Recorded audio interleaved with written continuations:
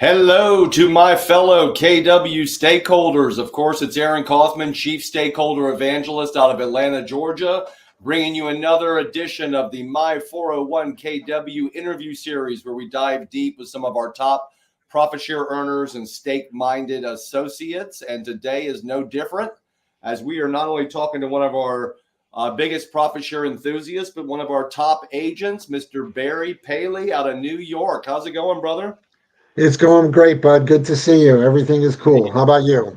Doing great, man. Remind me which market center are you affiliated with there? I'm an investor owner in Keller Williams Points North, Woodbury, Long Island. We cover all Long Island, and Fantastic. also in our office in Queens and in Brooklyn. Fantastic. Fantastic. Where my parents are from, Bronx and Queens. Love it. Yeah, man. So Barry, thank you so much for taking time out of your schedule. I know you're a very busy guy, top team there in New York. Before we jump into your thoughts around profit share and some of your successes, why don't you take us back to who you were before real estate, how you ended up joining KW, and then we'll kind of get into what you've become and your journey with KW Profit Share. All right. Yeah, I'd love to. Well, believe it or not, I came out of the apparel industry. I was a marketing niche specialist, and I created what we saw as a void in the women's large size clothing industry. Okay. So there seems to be some sort of connection between ex apparel people and success in real estate, but For some that reason, was I'm what I thinking about. did. For some reason, I'm thinking about Seinfeld and the man's ear, right? Or the right. Remember that whole episode? But anyways, Yeah. okay. So you So were we in that. always looked as a marketing to find the niche, the hole, and Yeah. that was a hole that we saw in the market. So you But around understood leverage. 2005 is when I went into real estate. And this is a broad joke, but I guess you understood leverage back in the day. But anyways, what made you decide to come into real estate? What was the deciding factor in that decision? I had always made money in buying and selling properties, Yeah. and so I felt I had an affinity for it.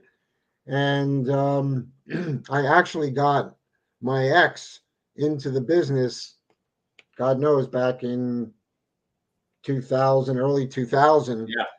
And she called me up one day and said, I'm going to lunch with one of the girls. We're doing an open house.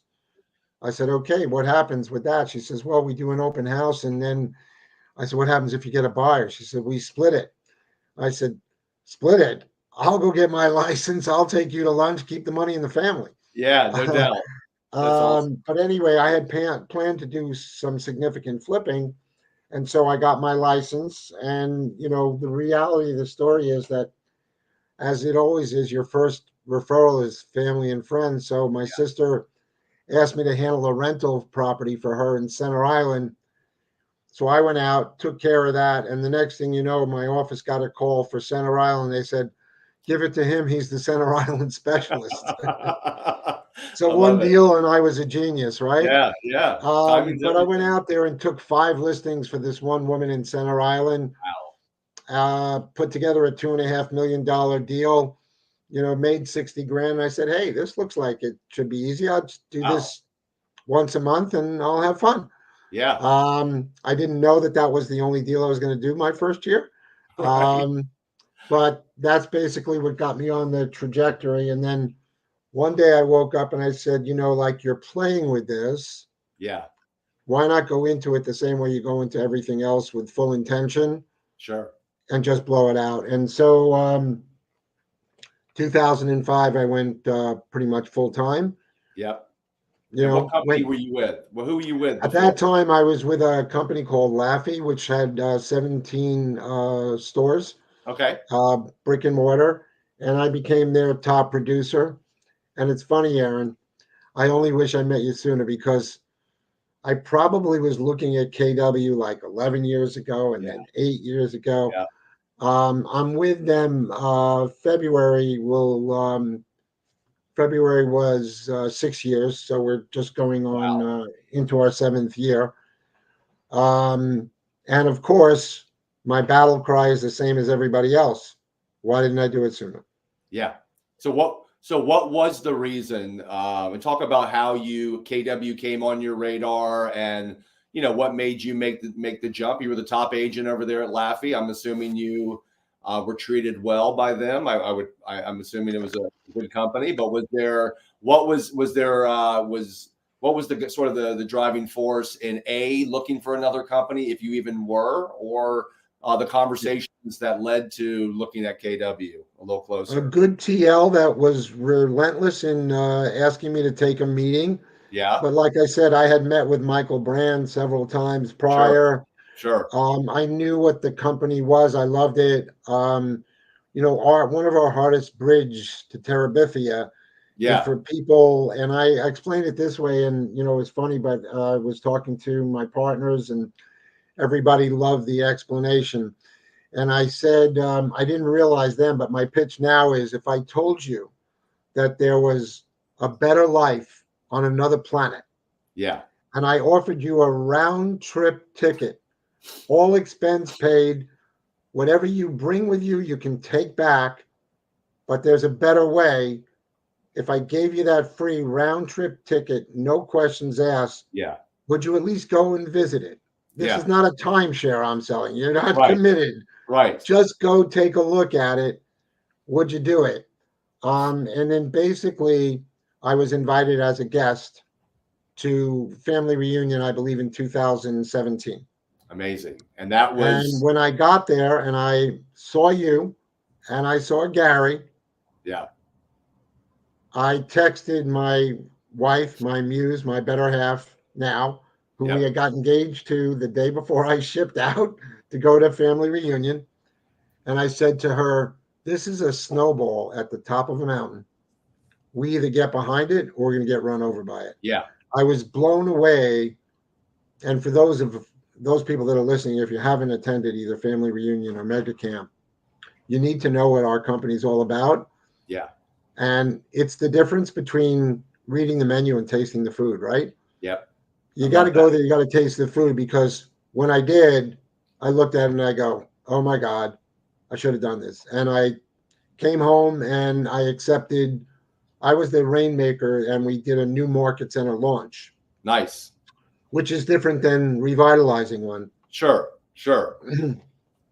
So was profit share? I mean, you saw. Was I speaking at that event? Was that you when you were I invited? believe you were, because the first thing I did when I joined was coach with you. Yeah, yeah. So that probably was the time I did a breakout with Mike Brody, right? Who that was probably what was going on then. But was profit share? I mean, you had to make a decision, one, to come to that breakout session. So did you even understand what profit share was in the scope of Keller Williams and the value proposition to agents and owners and things like that? Well, without sucking up and without, until I met with you and saw your presentation, even though I saw what the company was when I went to Mega Camp, Yeah, you were instrumental legitimately in explaining the company. yeah. No, that's great. Thank you. Thank you. But And it's also a and sign, Barry, right, that we just assume that our agents understand profit share. And the fact is, most people don't even understand it or even talk about it as a part of their decision to join KW. And obviously, we don't necessarily do the best job communicating its value proposition once people are here. But fortunately, you were able to catch that bug early on. I mean, you had already seen Keller Williams in all of its glory at that event, but did profit share, was it sort of the nail in the coffin? You said, well, wow, and they're sharing their profits, and it's, now it's sort of brought everything together for you a little bit. yeah, I mean, I think from the opportunity wheel itself, there were so many Yeah, opportunities that I saw, but profit share definitely stood out. yeah, Um, but I want to be honest that in your explanation of profit share, yeah, you take everybody on a very broad journal about sure, what Keller Williams is about yeah, and how it compares to other companies. So while your end game was just to explain what you're passionate yeah, about, the trip that you take people to get them there broadens their scope and enlightens them on the totality of the company. And I think that was really, because I tell everybody, if you cut me, I bleed KW, I bleed red, yeah, black, and white. Yeah. but the profit share was definitely an icing on the cake. Yeah. And then being that I was an investor, the commitment that I made as an investor, both to myself and to the market center and my partners, was to build the market center. And of Yeah. course, profit share is one of the main points and one of the main value propositions. Well, Barry, it's interesting because, not every investor of a KW market center or owner necessarily sees profit share the same way that you and I see it, which is okay. Look, every office is independently owned and operated, and we have, all kinds of systems and models and things for market centers to plug into. Whether or not they decide to plug into them is up to them. But talk about somebody that didn't just come here as an agent, but came here as an investor, as an owner. I mean, how did you obviously understood profit share from a wealth building standpoint for yourself. And then, you and I coached and talked a lot about how it's the catalyst for culture and all the things that make KW so special. But as an investor, did you have any thoughts in your mind at that time about, wait a second, I got to have all the risk, I got to have all the capital investment, but then I have to give back almost half my profits to the people that help grow the office? What was your mindset? How did you handle that mindset around profit share as an agent and an investor, wearing those hats at the same time? And then has that changed at all for you in this moment? Because obviously, we're in a different market and industry than we were when you joined KW. And, profit share is a little bit more challenging these days, just with what's happening in the market. So talk about how you felt as an investor, right, when it came to profit share, and how important that was going to be for you to build a market center that nobody ever wanted to or needed to leave. And then has that changed at all during this moment? Yeah, I can address it, but the bottom line is, again, you taught me the difference between agent-centric and broker-centric. Yeah. No matter how much I learned from everybody about leads, listing, and leverage, no matter how much I picked out at KW, your seminar drove through, in my opinion, the difference between agent-centric and Yeah. broker-centric. Yeah. And so, no, I never thought about it because I'm always a big picture guy. Yeah. And I never thought about the fact that I was giving up dollars. I look at our business and our market center as the same way I would a commune. Okay. We all have to feed and put money on the table, whether we're harvesting grain or dollars. Yeah. The bottom line is we're part of a community, and the community should be the main focus, because if you give and if you're intentional, it will, if I'm a movie guy, so if you build it, it will come. Absolutely. Or he will come. Yeah. So no, I never thought about it as an investor of giving dollars. I thought about it as making a difference in people's lives. Yeah. And I think that was the basis of the agent centric. And now more than ever, for me, it's about giving back and sharing our mission and telling our story. Yeah. Because if people don't know our story, they don't know that there's another planet that they could go to where they could have a lot nicer life. Well, and also, Barry, let's get real. If our own people don't know our own story, then 100%, man. Well, then what is it that the planet that you're supposedly talking about that exists might not actually exist in that local market center, because it takes a village, right, Barry? It takes a village, and that's why I love you, man, and everything you represent. Because just tell us, Barry, what was the production of your team last year? Right. We actually had a good 2023. We actually beat 2022. We wound up somewhere around, I believe, 1.8 in GCI. Wow. We helped 1.8. Yes. Yeah, we helped. I sit in Gary's top teams. Yeah. And we helped, I think, about 180 families. Yeah. What was it like to have Tony Robbins give you a shout out at Family Reunion? I thought that was pretty special. It was. I got to tell you, we had a lot of fun with that. There's some great side stories, but at the end of the day, it really kind of boosted us in our trajectory. And then running into you and Adam later on in that event. And look, one of the things that I think is important is to understand our culture, and when you talk about profit share, and another, as you know, another, I guess, passion of mine is A to A referrals, Yeah. which Yeah. goes right along with what? Putting more money in all of the market centers and Yeah. increasing the profitability, as you've correctly labeled it, Yeah. for our unfair share, Yes. because other people aren't availing themselves. Yeah. And I look at them and I go, you know what it takes to be part of this profit share model? Yeah. $25 a year, which is a glass of wine in a fair restaurant, right? It's a glass of wine a year. Yeah.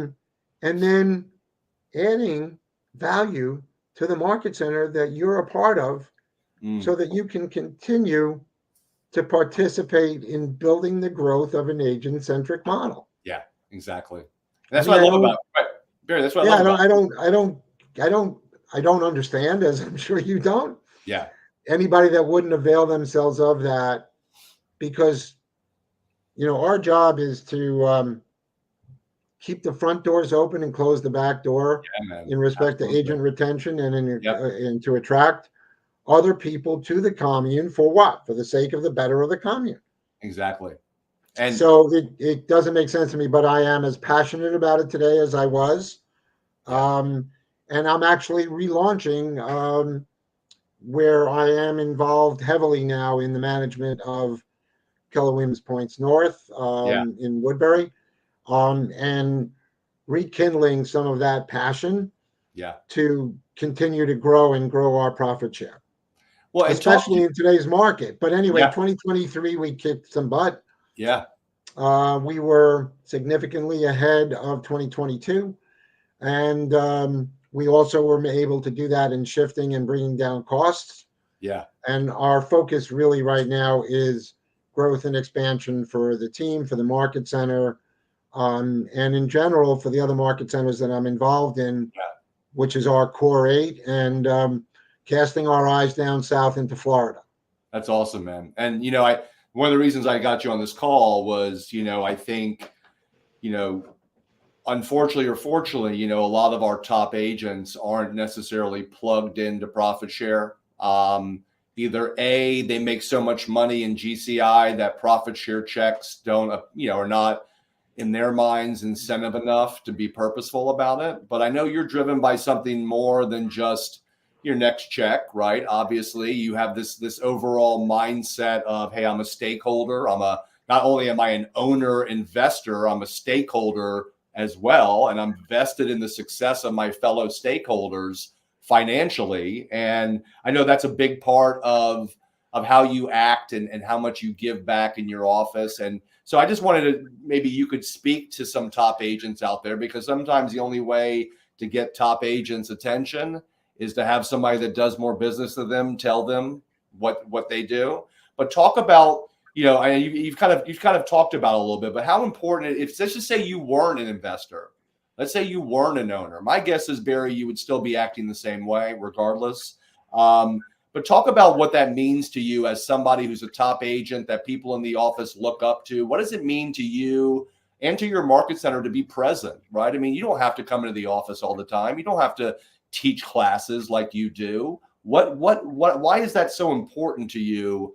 And why do you think other top agents need to challenge themselves to be that driving force, a bigger driving force in their market center? What would you say to them?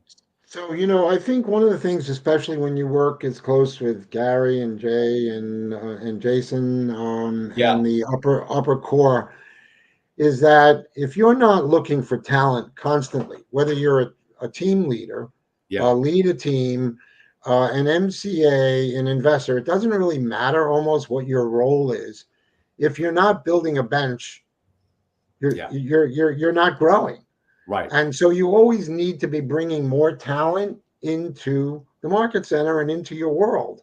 yeah, And I think one of my favorite quotes of yours is, you don't know who the lottery ticket is that you're bringing in, right? right, right, So, Gary says, if you're comfortable, leave the room. right, If I'm interviewing somebody and they tell me, I don't know that I really want to make a move, I'm very comfortable, I go like this: oh, no, You're Yeah. comfortable? Yeah. Oh, so you're not interested in growing? Yeah. Does that mean because where comfort exists, growth doesn't always exist? Right. In So order to grow, you have to become a little uncomfortable. So, no, I've always had a big picture approach to it. Um, I'm always looking for the next great person to be able to develop. And I think the key thing is that if you understand that there is such a thing as abundance, and I think if you understand and communicate the value proposition that you believe in, that you bought into, and share that with others, you're helping them build a life by design and showing them the way. And exactly. as you and I both know, you can't motivate the unmotivatable, Absolutely. but you can always not stop telling your story and Yeah. sharing it, and with the hope that somebody catches on. But I think if you look at the fact that we are constantly needing to retain and build talent, it's no different than any other aspect of the real estate business. Yeah. We feel the new frontier in real estate is to consider ourselves economic advisors in the real estate business. What's the new frontier? The new frontier is to not be thinking of me as a realtor involved in a NAR lawsuit, but to Right. think of me as an economic advisor that's going to help you build, protect, and transfer wealth, and be there for you as an advisor. And I Yeah. think if you have a big picture story like that, you need to constantly tell that story, build other people into it, and help them on their trajectory, because as they grow, we grow. Look, Yeah. even if you had somebody in your market center that you didn't love, right? Ultimately, you want to see them do well. Why? It puts more money into the market center. Yeah. Puts Exactly. more money in the market center. It's more money to share out in profit share. Yep. So, for me, it's always been that one big picture, and I just can't even conceive of having a different mindset. Well, and that's what makes it so great, Barry. Right? Is that it's just a part of your DNA, right? Yeah. This is who you are. You don't have to try to be abundant, right? This you walk the walk, and then when you talk the talk, people listen because they know that you're speaking the truth and what you believe in, and whether it be a buyer or a seller or an agent in your market center, right? That's if you just focus on helping people, as they say, Barry, if you help enough people get what they want, you get what you want. I think particularly in this moment, our community is more valuable than it's ever been. And I just wish more of our people would plug into it, because I think these are the moments where, the agents that we retain and help grow in this moment, they'll never leave KW, and so we have an opportunity right now to really, and look, growth could be messy, Barry. I think as a company, we grew very fast. And oftentimes that culture and community had a hard time keeping up with the growth. But I feel like over the last, 3 to 5 years, Keller Williams has been doing some recalibrating on multiple levels. And I feel like, I love this new mindset of do less more, right? Getting back to the basics, showing up, teaching, getting back to teaching, and just focusing on delivering on our value instead of trying to expand it beyond what it already is. So how obviously being a top agent, okay, you garner respect by the way by your production and the way you do business. That obviously is, I would imagine, helpful in initiating conversations with people about KW. So talk about what your conversations are like when you are focused in on somebody that you do business with that you think would be a great fit for KW. I mean, how does that strategy look from agent to agent? Yeah, so that's, it's a process of, again, taking them through what you took me Yeah. through in the beginning, which is educating them on the opportunity wheel and making Well, how do sure you they. open that? How do you open the door to that conversation, right? So it starts obviously with you being someone that they respect and operating at a high level in the transaction, but what's the door opener for you? What gets you, once you've established that relationship and credibility, what's the conversation opener for you? So picture the crosshairs on a gun sight, right? And in the upper left quadrant, the conversation can often go like this. How's business? What's going on with you? Fill me in.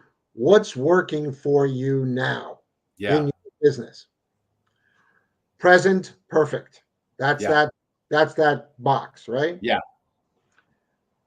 What's not working for you right now? Yeah. What am I doing? I'm identifying a The gap, pain. Yeah. the pain, right? Yeah. So I go from present perfect to present pain.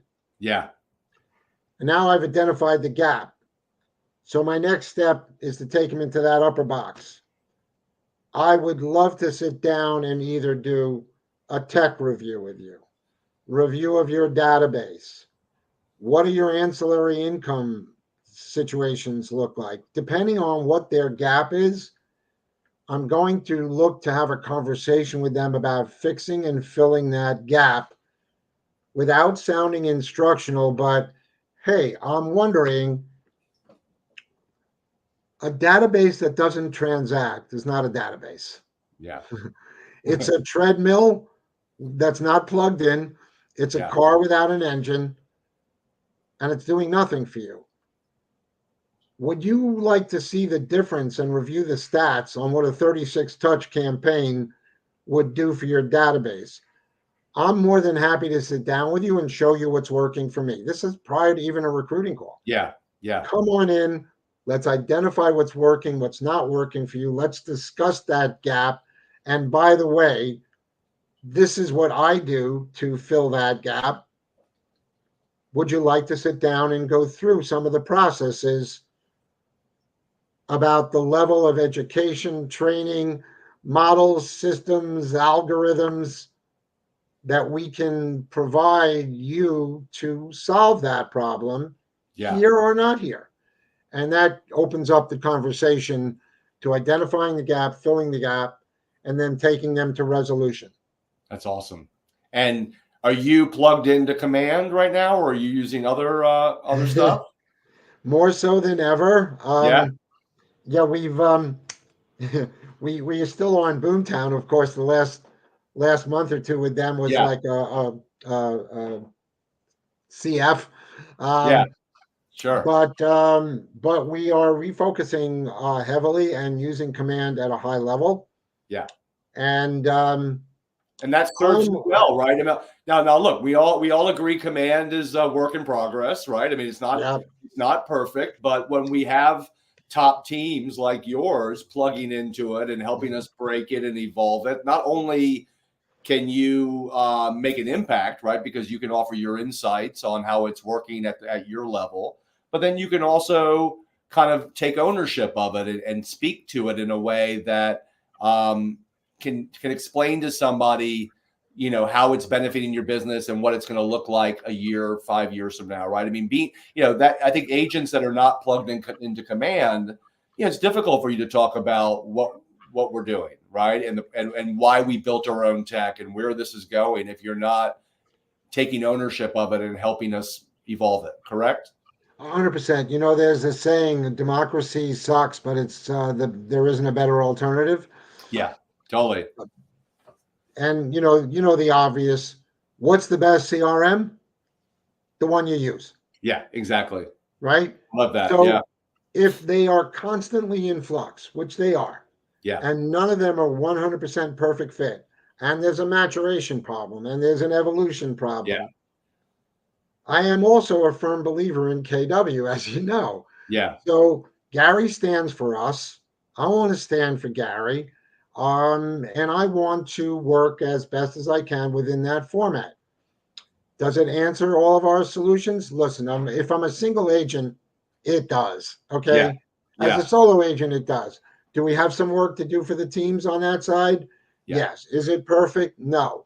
Do we need to go into it to get paid anyway? Yeah. Yes. Yeah. So ultimately, my thinking is Eldridge Cleaver. If you're not part of the solution, you're part of the problem. I agree. And you also have to, I mean, look, you and I talk a lot about thinking like a stakeholder, right? And sometimes thinking like a stakeholder is hard to quantify on a spreadsheet, okay? When you're talking to a business owner that wants to know, well, what's the value of culture? What's the value of me thinking like a stakeholder? Well, the fact is, if you understand the big picture of KW and what our purpose is, right, Barry, and how, this is the long game, right? Long game for sure. KW is not perfect, right? And there are some flashy, what we would call agent models out there that are getting the attention of agents who in this moment maybe don't care so much about the future of their industry. They just care about making as much money as they can make right now. And there's nothing wrong with that. Okay. But if you're going to be purposeful as an owner, investor in KW, if you're going to be purposeful about being a profit share earner, right, you got to believe in the long game, right? Because this is an investment, Barry, right? This is an investment, not just of time and money as an investor. It's an investment in reputation. I mean, Barry, when you influence people to join KW, your reputation is on the line with those people, right? So you have to believe in something bigger than just the moment, right? And so that's why I want people to understand, look, you got a top agent here who doesn't need to get purposeful about profit share to have everything he wants in life, right? I mean, Barry, the money you make in profit share is far smaller than what you earn in real estate commissions, right? Sure. Even though you're not going to kick that money to the curb, okay, you know that, hey, this is a long-term wealth building legacy that I'm building, and it's an investment in this company that I'm not just an owner in, I'm a stakeholder in, right? So when you think that way, Barry, you want to be a part of evolving our tech because you realize that your investment as an owner, your investment as a profit share stakeholder is more solidified if you are actively participating in helping it grow and evolve. And so people need to understand that, look, command might not be the best thing in this moment, but in 5-10 years, we're going to look back and say, you know what, Gary was right. And everything that we've been putting into this and all the pain that we've gone through has given us such a huge advantage as a company because nobody else out there cares about the future of this industry, right? They're playing agent model games instead of fighting for the future of their industry. And I think when you don't think like a stakeholder and you don't adopt our tech and you don't teach classes and you don't help your fellow stakeholders, I don't think you really get who we are as a company and where we're going. And I don't think it's, you can talk authentically about KW if you're not thinking that way on a daily basis. You agree with that? 100%. And again, it comes back down to investing in yourself, investing in the company, investing in Gary. I mean, look how he stood for us. Yeah. In every occasion. And Absolutely. Nobody's perfect, but he's been under tremendous pressure and scrutiny, so is the upper echelon there. Yeah. And they're just out there helping us. And so I think I always refer to, and again, I got this through you, whether you labeled it or not, our ecosystem. Yeah. And I tell everybody, this is a river. You can't know what it's like to be in the river. Stick your toes in, go on into your ankles, go to your knees, and then get in the river. Because once you're in the river, it's a different feel. It's a different world. Yeah. So you got to get into the river. You got to get into the ecosystem. You have to care about yourself, your growth, and others around you. And I think, look, I'm a lot older. You have to think of it in that hippie commune for the better of the good of everybody. And in doing so, you have abundance. Yeah, so, no, I love that. I love that. And that's how I imagine you've built this enormous real estate business is not tethering yourself to the next transaction. You're in the business of helping people. And, that's the kind of mindset that I think I wish more of our top agents would adopt. Because honestly, they're more influential in their market center than leadership is in many cases. And if you're a top agent that's not present in your office, right, I think you're missing out on one of the best opportunities at KW, which is the ability to impact other stakeholders' lives in this company. And, it might not show up on a spreadsheet, right? But, for those of us that think that way, I think what we get back is so many times over than what we put in. Now, Barry, are you still teaching? Do you actually teach profit share classes? Are you the guy that teaches them in your market center, or are you still doing that? I have been on a couple of panels. Yeah. I did a thing up at Jamal's office in White Plains where it was a Yep. panel on it. So more so from a panel rather than A class. Yeah. yeah, I mean, as far as I'm concerned, if they want a class on profit share, it's hire Aaron. Yeah. I mean, I agree. I agree with that for sure. But a buddy of mine has a great conversation. He says, I don't need my grandmother to teach me how to suck an egg. You know, It's a hilarious line. I love it.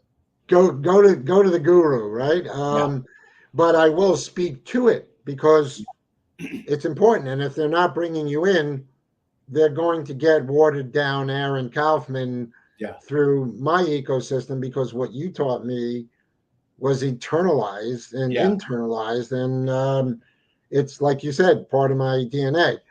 I believe that if you are in KW, your in and out breathing should be people talking to people is real estate. Yeah. And I will recruit. I mean, it doesn't matter who it is.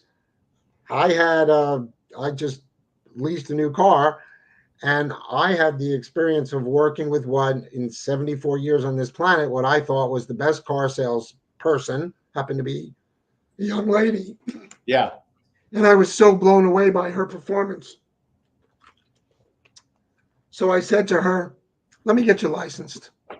Yeah. Become referring agent.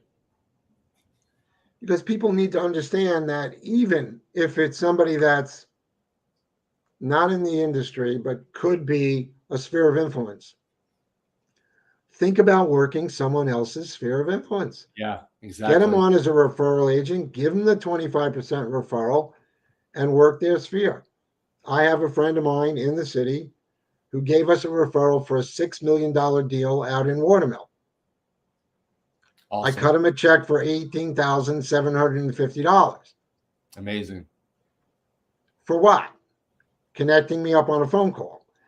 So I will recruit a frog and get them licensed and get them into KW, build our license count on the premise that I will either work their sphere, a blind squirrel finds an acorn, or that I can take somebody from 0 to 60 if they follow the model and follow us and get their production up and running. Yeah. Either as a referral agent or not. So I went to Zara the other day and I had a phenomenal sales girl on the floor. She's licensed now. She's getting ready to come on board, and she teaches a women's basketball team. She's a coach for a women's basketball team.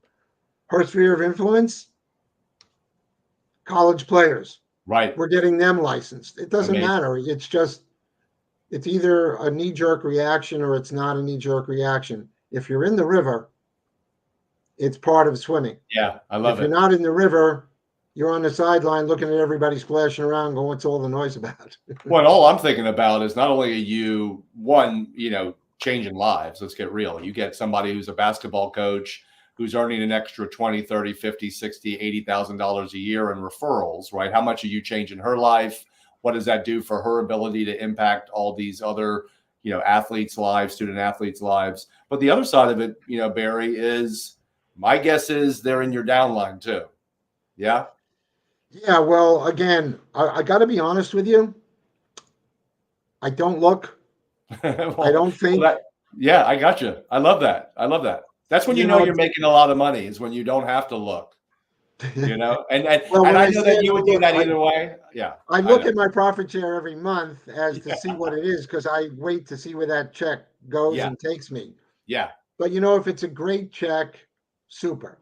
And if it's not, it's a gas bill. It's a it's a LIPA bill, whatever. Well, the point I'm trying to make, Barry, is that not only are you just driven by wanting to help people, it comes, when we talk about it comes back many times over. Not only you changing their lives and expanding your real estate business, so these people oftentimes are putting you down as their sponsor, and not only are you getting, paying them a referral check, hello, a portion of that referral check's coming back to you in profit share. Not to mention, they might know somebody who might know somebody who might end up opening up a market center or being a top agent. I think that's the thing that I try to think about, Barry, is that, look, it's been a tough couple of years. There's no doubt it's been a tough couple of years for people that are purposeful about profit share. Certainly for a profit share evangelist, it is very tough time, probably the toughest time I've ever had in KW in my 20-year career. Okay. Right. But I will say this, and I owe a lot of my where I'm at to obviously Brent Mitchell, who I brought into KW. That's just been a workhorse for so many years. And it's, he just won the Growth Partner of the Year award last year for the 12th time.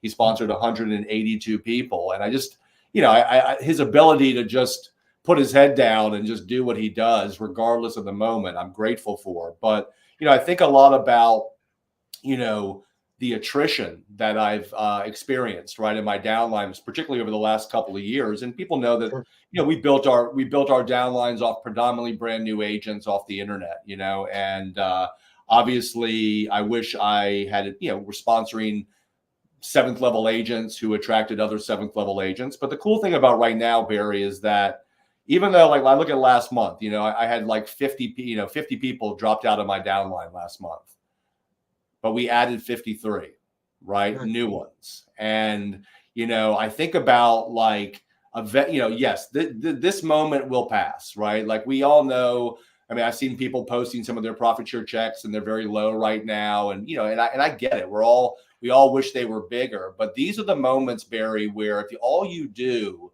is continue to be driven by wanting to help people and be intentional about, attracting people to KW. Yeah, you might lose, some of the people you sponsor to KW, but, the people you attract that plug in to KW, they're not just surviving, they're going to thrive. And I start to look back because, I started my journey back in 05 and 06 and 07. And then we had that huge shift back then. And the same thing happened back then that's happening now. But I look at the people that survived, and I see people like Liz Landry, right, who runs KW Talent, right? Yeah, she's awesome. I sponsor her to KW as a brand new agent off of a free Craigslist ad, 18 years ago. Oh my God, I didn't know that. That's awesome. No, I look at people like David Becker. I don't know if you know his name, but he popped up on my radar recently because he's now the OP of the Harrisburg, Pennsylvania Market Center. His wife and him have a huge team, and I ended up finding out, I did a post about him, they joined as part-time agents. Him and his wife joined as part-time agents. Now he's the OP of this office. She runs the team, or involved in the team. And then look at, just keep looking down the line at people, that were new agents that became team leaders, that became PC coaches, or that they sponsored somebody that became a team leader. And so, that's the challenge of this moment, Barry. Right? A lot of if that's not proof of the ecosystem, it is. No, I agree. Yeah. Now, the proof that I'm really looking for is a couple more zeros on my profit share checks. That's the proof that I ultimately care about, is how much is it equating to money. I don't want to act like I'm greedy, but yes, I love changing lives.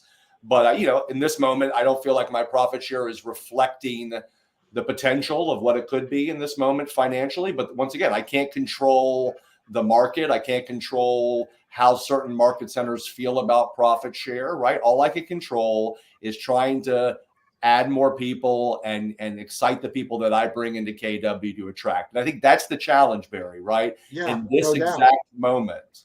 And I share that with you because I'm in the middle of a relaunch because I'm now the interim OP in my market center. Right. And basically I'm looking at it and I'm going, not happy. We're flat. Right. And if we're not flat, if we're flat, we're not growing. And so I want to revitalize that part of it and the culture, because it not only affects my profit share, but as an investor owner, it affects my owner profit. Yes.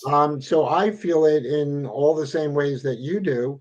And although my team had a fantastic 2023 compared to many others that were down 25, 50%, and we were ahead, similar numbers ahead, our first quarter for 2024 was ugly. Fail. It's not fail. Yeah. Especially after having a great year, right? Now the bar is raised even more, right? Yeah, and second quarter is, as far as I'm concerned, in the books, and we have the next 6 months to make 24 stellar, which we Yeah. fully intend to do, and we see the market bouncing back a little bit, and certain changes in the market, which I'm actually on a mastermind at 11 here in New York City, Yeah. speaking about where I see the growth and the change in the market. Period. Yeah. But ultimately, yeah, I'm in the same shoes you are. And yes, I want to see that, but I know that the result will be there if I can affect the change, which is Yeah. and my plan, quite simply, is to focus on both internal and external growth. Right. Internal growth, getting the market center up 25%, and on internal growth, 75% on external growth. So I not only require recruiting, but I require to bring additional company dollar into the Yeah. market center to boost profitability, Yeah. to boost what? Profit share. Yeah. So, Which then boosts culture, right? Which you would agree, more profitable you guys are, you would expect the better the energy and the culture to be in the office, because people are going to be galvanized. And I think that's the challenge, Barry, right? So you're right here. You're experiencing what a lot of our owners are experiencing right now, right? yeah, They're it's not about culture, Aaron. It's right. still Well, about obviously culture. it's about culture. Sure it is. Yeah. But the problem, Barry, is that if 80% of our people don't understand why our culture is inherently different, right? It's hard to then use culture as a catalyst to drive profitability, right? Like you and I both know from all of our conversations that culture and profit share are forever linked in KW, right? The 100%. reason our culture is inherently different is that we're stakeholders, right? We're vested financially in the success of our fellow stakeholders. We're vested in the profitability of the office. And it's one of the ways that we're inherently different than some of these rev share models that are focusing more on agent, right? Or more agent models instead of, building their own tech and all that great stuff and community and purpose. But the fact that you are experiencing what I'm going to say 40 to 50% of our market centers are experiencing right now. I mean, I'm looking at 30 to 40% of our offices right now are not profitable right No. now, are not profit sharing. And so what I get concerned about, Barry, because look, I think back to 21, which was only a couple of years ago. 21 was our biggest profit share year ever in the It was an history of amazing the year. company, It was an right? anomaly. Yeah. Right, but no, it was an anomaly. I get that, but what I'm saying Yeah. is, things happen gradually, then suddenly, right? Now all of a sudden, there's all these conversations around profit share and whether or not it's something that is delivering on the value that it should deliver on. And so, what I worry about is that we have all these our market centers that are not profitable or not super profitable right now, that don't necessarily want to talk about profit share because they think it somehow exposes some inadequacy in their model. And what I worry about, Barry, is that if we stop talking about profit share because we're not profitable, how are we going to create the culture that we desperately need to get to be profitable again, right? Like that, it's a catch-22, right? If our culture starts with profit share and we're not talking about profit share because we're not profitable, well, then how are we ever going to get to be profitable, right? Ultimately, right? Well, Now I we can have my change. thoughts. I have my Right. thoughts on that, my friend. Okay, let's hear it. Let's hear it, because some people think you change the model, right? Which is potentially kind of what's happening right now a little bit. And look, I'm behind anything that the ILC votes on. I will support it. I understand Right. that owners are, by the way, struggling too at a very high level. Okay. A lot of owners are writing checks these months. Okay. So for all of our profit share earners that cry about their profit share checks being low, understand that you didn't write a check this month. Okay.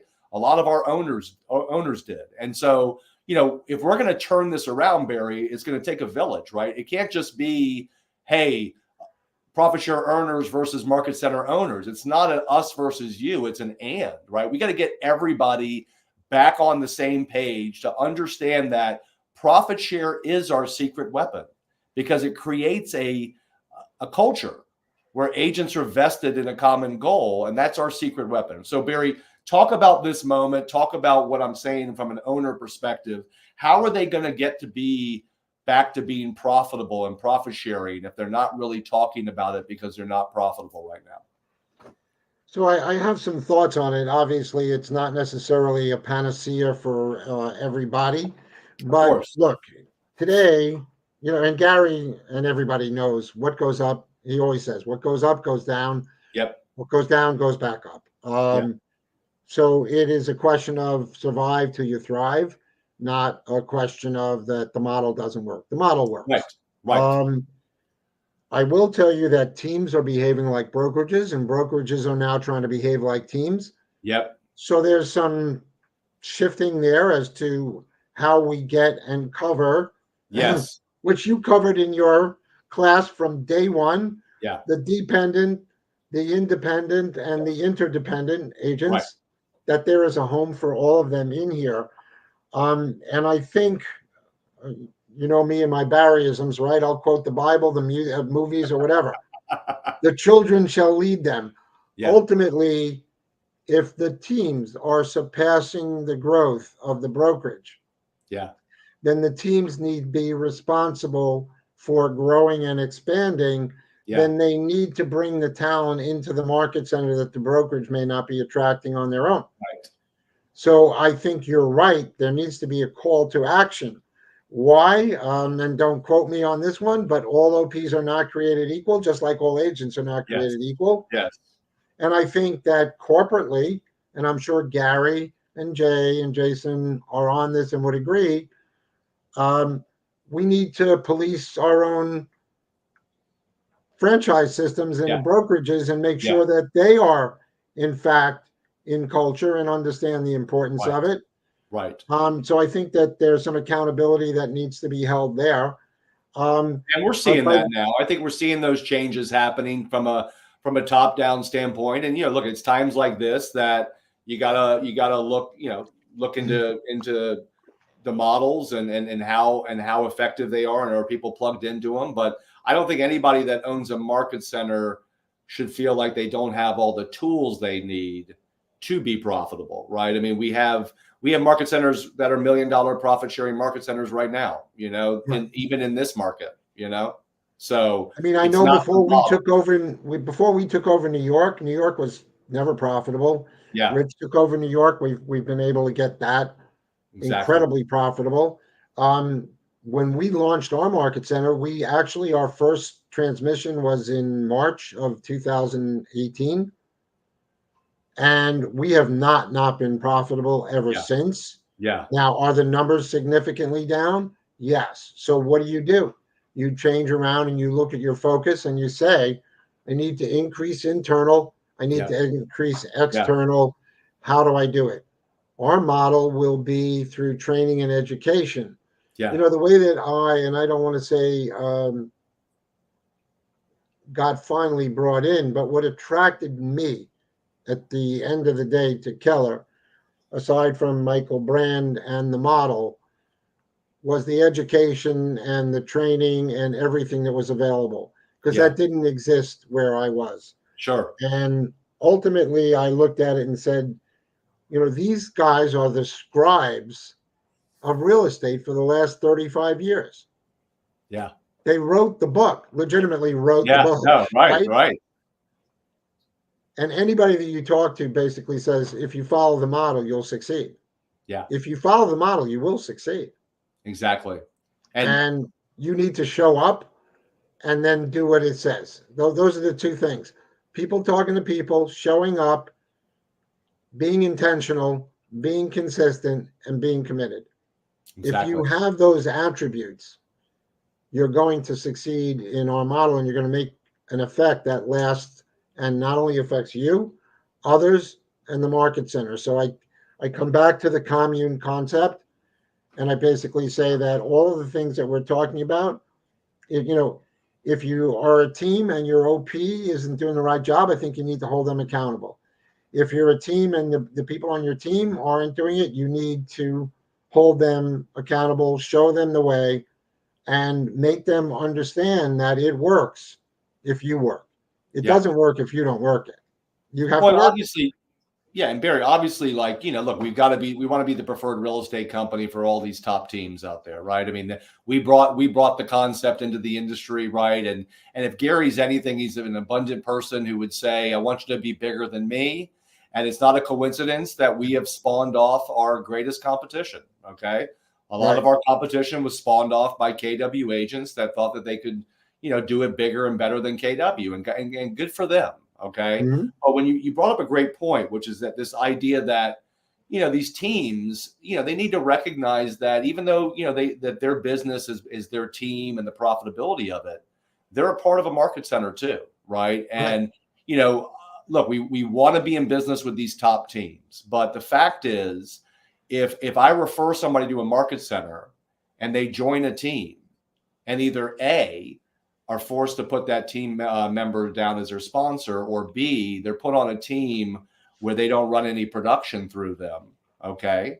Meaning they have like a team cap, right? Which is fine. But the point is, what effect does that have on a KW associate who wants to grow the market center, but when they refer somebody to a team, they don't get paid profit share because that person's not put into production. So we have to remember that teams, as much as we want to give them what they need, they also have to understand that they're a part of a market center too, and that if their entire team is under a cap, that they're only worth their cap, right? And that they need to make sure that if they're putting a bigger strain on the market center, that maybe they need to be focusing on growing the market center or contributing back to the market center. And oftentimes I see some of these top teams are not plugged in to their market center, right? And so we got to challenge them too to take a greater ownership stake in what it means to be a stakeholder. Look, if you got a team, that's great, but also understand that if your team's only paying out 1 or 2 caps, but you're creating a lot of you're sucking up a lot of resources for that market center, and you're not present in it, and you're not helping to grow it, that's not necessarily a win-win either, right? Yeah. And, but again, you taught me, and I want to share this in the limited time that we probably have Yeah, left, sure. is that it's not only important that who you recruit, but where you place them.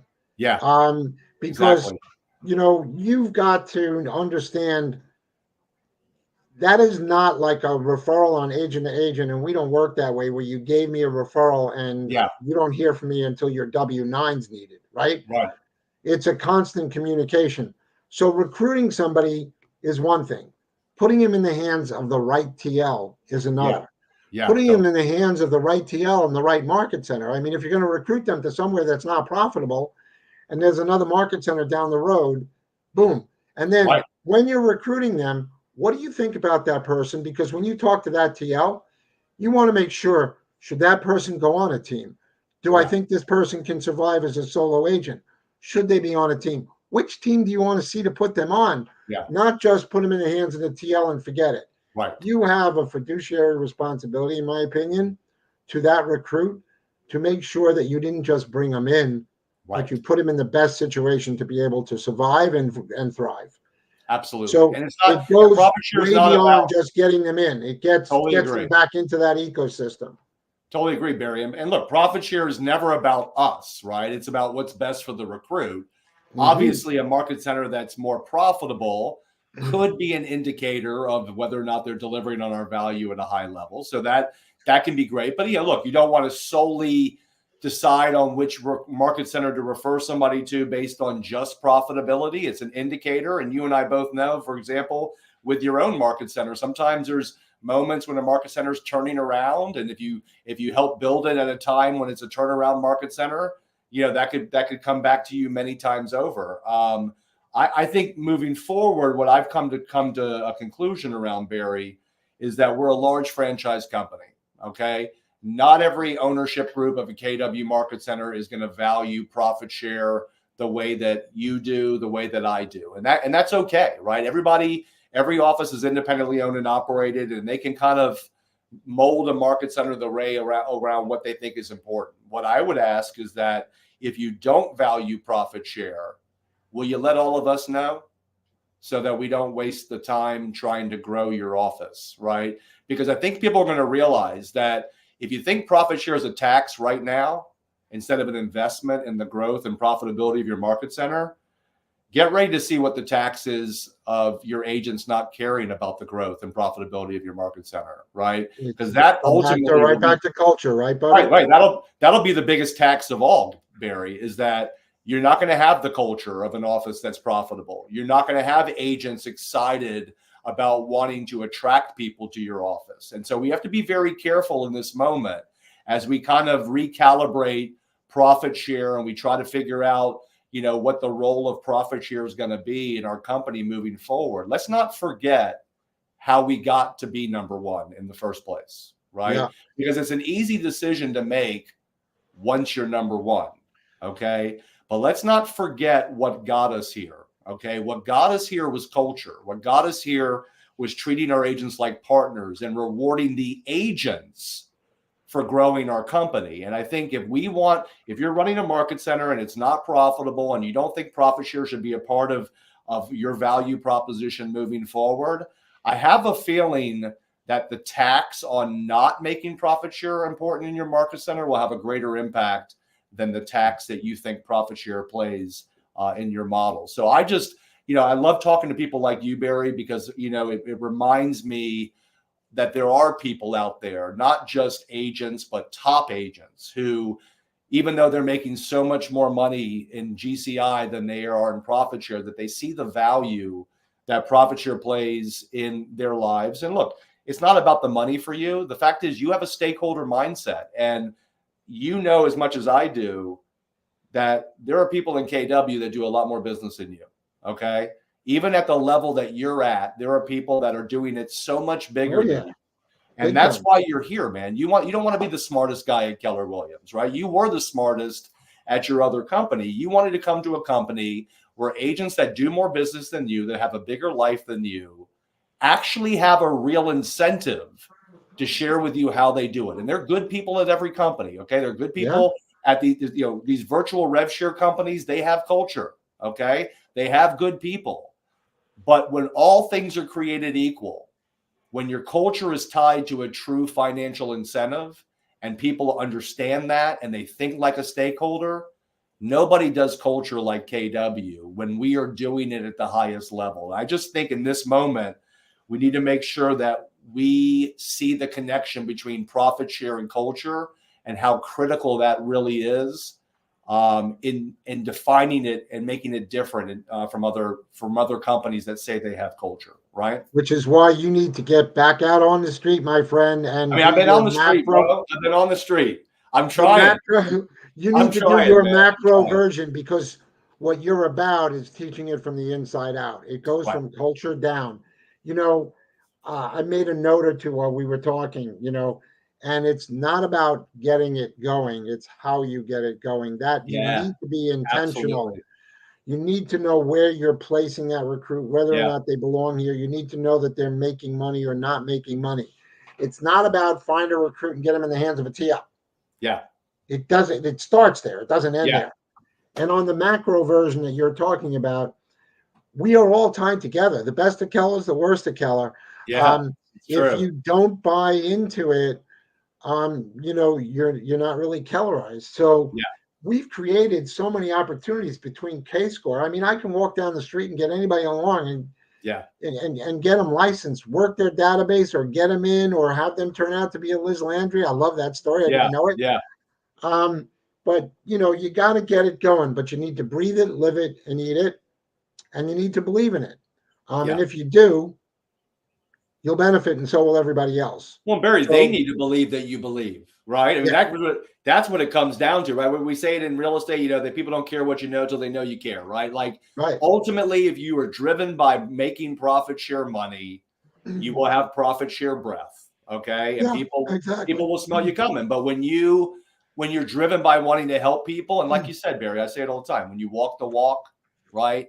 Like, nobody questions my enthusiasm for Keller Williams. Nobody questions Gary's enthusiasm for Keller Williams. It's because we are who we are. And whether the market's up or the market's down, or whether our profit share checks are big or not, or whether we lose people from our downline or not, we have a love for this company because we buy into it and we think and act like stakeholders. And look, my goal has always been, or make people understand, and particularly our market center owners, is that, look, I'm not a profit share teacher.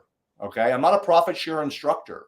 Right. I'm a stakeholder evangelist. Okay. Exactly. And what people need to understand is that the money doesn't drive the behavior, Barry. It never has, and it never will. I mean, if $2 billion in profit share is not enough to get people excited about profit share, I'm pretty sure it's not the money. So the good news is this: for all these market centers that are not profitable, guess what? Good news is profit share doesn't drive the behavior. Okay.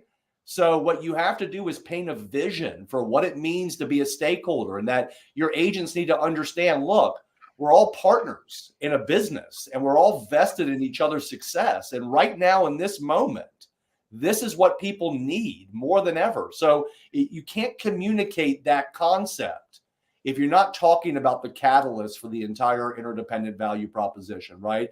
We're not just in business together. We are vested financially in the success of each other. And whether you ever earn a cent in profit share or not, you are vested in the success of your market center, this company, your fellow stakeholders, our technology, our growth, our purpose, our community.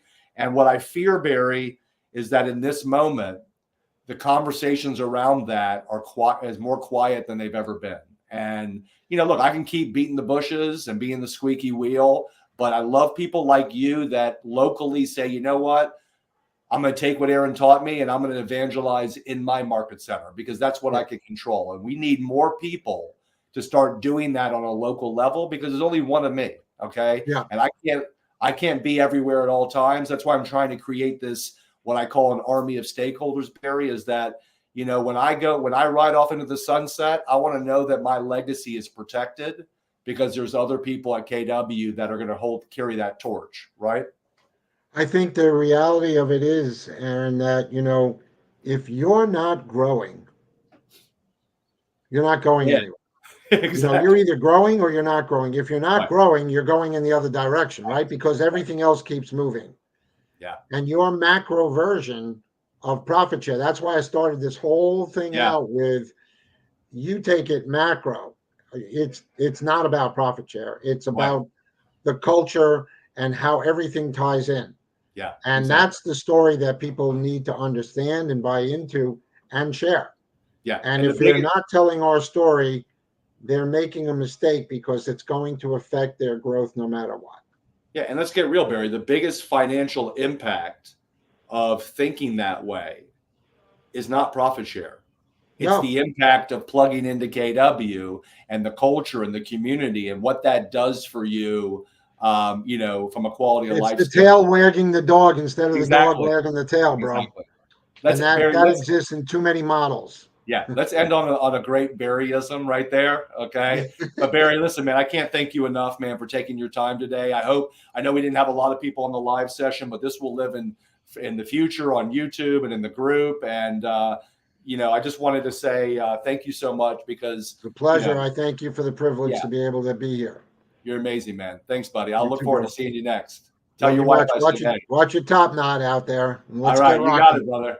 All right, take care, Barry. Appreciate you, man.